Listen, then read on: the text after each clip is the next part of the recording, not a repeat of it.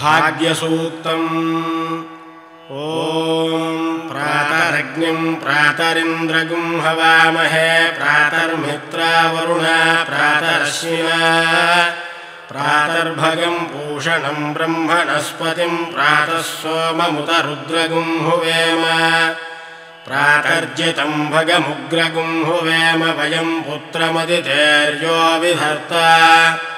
आद्रश्चिद्यम् मन्यमानस्तुरश्चिद्राजाचिद्यम् भगम् भक्षेत्याह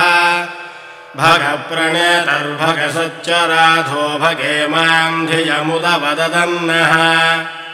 भगप्रणो जनयगोभिरश्वैर्भगप्रनृभिर्नृवन्तः स्याम उतेदानीम् भगवन्तः स्यामोत प्रपित्व उत मध्ये अह्नाम्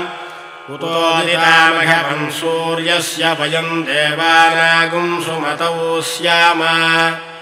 भग एव भगवागुम् अस्तु देवास्तेन वयम् भगवन्तः स्याम तन्त्वा भग सर्वयुज्यो हवेमि स नो भगपुर एता भवेह समध्वरायोषसो नमन्तदधिक्रावे वशुजय पदाय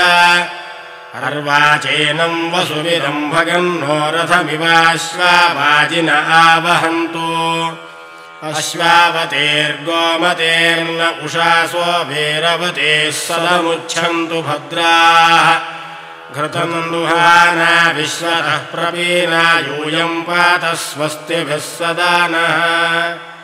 यो माग्ने भागिनगुं सन्तमथा भागम् चिकीर्षति